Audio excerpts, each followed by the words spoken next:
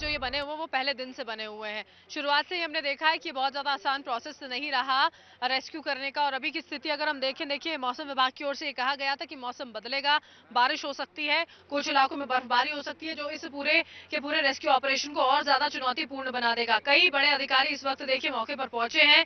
पीके मिश्रा को पूरा का पूरा ब्यौरा दिया जाएगा, उन्हें ब्रीफिंग दी जाएगी 12 नवंबर से लेकर आज 27 नवंबर तक किस तरह से रेस्क्यू ऑपरेशन के काम को बढ़ाया गया है। बात रही वर्टिकल ड्रिलिंग की, नैना, वर्टिकल ड्रिलिंग दो तरह से की जा रही है, 1200 mm, 200 mm, 200 mm 70 मीटर तक अंदर दाखिल हुआ है। पानी का स्रोत अभिषेक वहां पर मिला है, चेक किया गया है उसको। और अगर हम उस 1200 मीटर mm की बात करते हैं अगर अभिषेक, उसकी भी थोड़ी सिचुएशन प्लीज हमें बताइएगा, वो कहां तक पहुंचा है।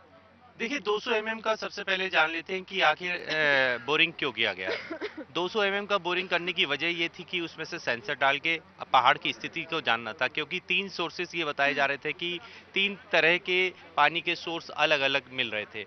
अब 1200 mm का एक बड़ा ड्रिल होता है, अगर 1200 mm का ड्रिल नीचे तक पहुंचता 70 मीटर पर तो कोई बड़ी चीज हो सकती है या नहीं हो सकती, इसके पैरेलल 200 mm का ड्रिल पहले किया गया और ये जानने की कोशिश की गई कि आखिर पानी का जो बहाव है, तेज बहाव है या कम बहाव है। देखिए आज मैं आपको दिखाना चाहूंगा, लगातार हम इस कवरेज को दिखा रहे हैं। देखिए ये जो ऊपर टनल के ऊपर है, अमूमन रोज हमें पानी देखने को ऐसा नहीं मिलता है। लगातार देखिए पानी का ऊपर से जब से प्रेशर बढ़ा है ऊपर ड्रिलिंग का, तो ये प्रेशर यहाँ बढ़ना शुरू हुआ है। अब इस पे थोड़ी सी जांच करने की भी आवश्यकता है और लगातार जांच भी की जा रही है कि आखिर क्या मामला है। किया गया, आपने देखा एक दिन पहले से वर्टिकल ड्रिलिंग जो है उसका काम शुरू किया गया, क्योंकि देखिए जो ऑगर की वहां पर वाइब्रेशंस हो रही थी उसमें आप ये नहीं कर सकते थे कि आप पहाड़ के चारों तरफ जो एक्शन प्लान्स बनाए उनको एक साथ काम कर लें, एक एक कर ही किया जा सकता था, वरना उसका बहुत ज्यादा असर यहाँ पर होता। और इसी वजह से अभिषेक देखिए हमने ये देखा कि जब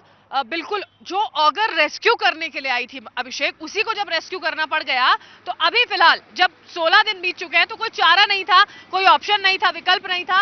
इसी वजह से चाहे हम वर्टिकल ड्रिलिंग की बात करें अभिषेक, चाहे साइड ड्रिलिंग की बात करें, वो अब जो है वो एक्शन में आई है। देखिए एक्शन में आई है, लेकिन कहीं ना कहीं देखिए इन लोगों की गलती सबसे बड़ी भी देखने को मिली है।